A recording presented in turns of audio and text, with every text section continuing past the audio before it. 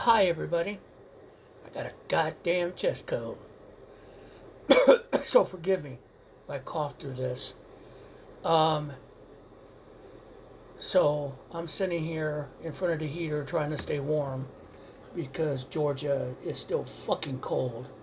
And I'm just trying to relax from everything that's going on. On the home front, my wife's PET scan preliminary, it's not showing anything, but we're waiting on her surgeon. And she meets with the oncologist on Monday, and then they're going to come do their evaluation, and we'll go from there. They're fast tracking this, I guess, because it's cancer, which makes sense. But that out of the way, let's talk about presidential chiefs of staff. Over the years, a presidential chiefs of staff job is to basically keep everyone focused on the president's agenda. The cabinet secretaries, everyone around him, um, speaking with members of Congress, that's their job. Basically, it's like herding cats, but you got to be really good at it. Susie Wiles was Trump's chef's chief of staff. I say was because for some reason she's been doing interviews with a Vanity Fair reporter who talks to her after every kind of incident. And Susie went and just took a pot of tea and just threw it all over the gold that is the White House. She just laid out everyone, including Trump himself. She referred to Robert Vaught, 2025, at the head of Heritage Foundation, as a right-wing zealot. J.D. Vance, a conspiracy freak. Elon Musk as an odd duck. And then she talked about how she handles Donald Trump. Her father was Pat Summerall, and if you all know who Pat Summerall is, she was the sportcaster mostly known for being with John Madden during football broadcasts in the 70s and 80s. And he was an alcoholic. And she goes, she handles Trump like she handled he has an alcoholic, he's a teetotaler that with an alcoholic personality. So she handles him like she handled her dad.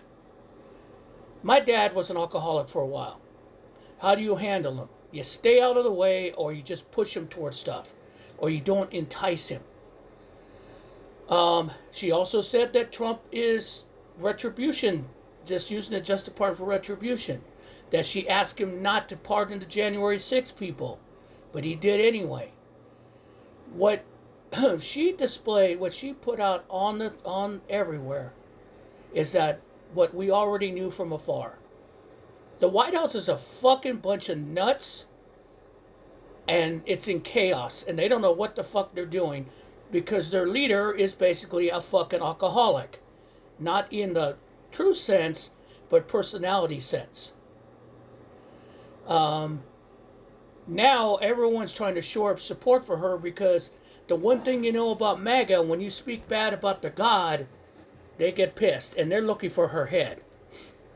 Okay? Trump is trying to put up support for her, but I want to talk about why she did this. Okay? She could have just been like any other cabinet member or Trump sycophant and just went with the obligatory, I love him, he's perfect, blah, blah, blah, blah. And everything's fine in the White House, and I don't know what you're talking about. She could have done that. She did not. Why did she not do that?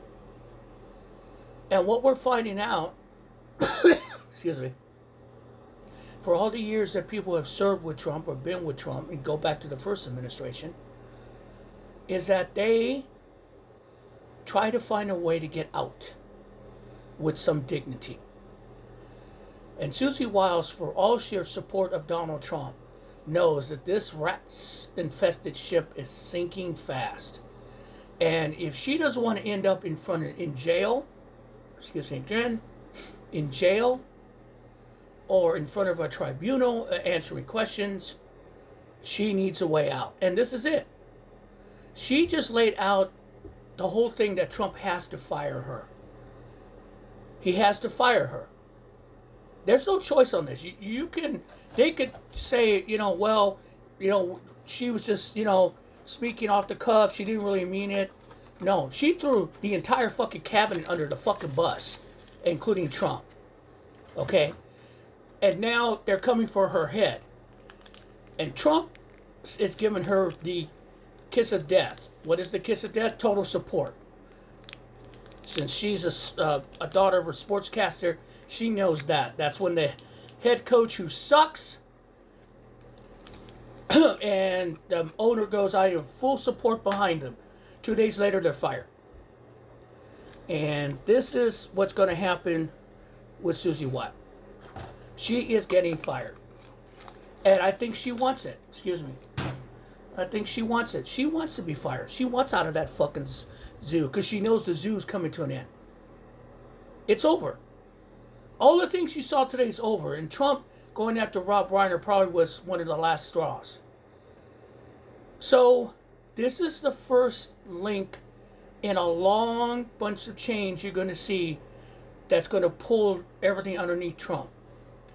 Not the economy and all the things and the incompetency is one thing. But when they start to turn, especially the inner circle starts to turn, looking for a way to get the fuck out, this is when it really starts to fall apart because now he can't trust anybody. And when he can't trust anybody, that's when you get into a situation things get worse.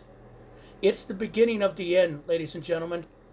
It's not going to be pretty and it's going to be ugly and we're all going to take a bite of, like I said, this shit sandwich.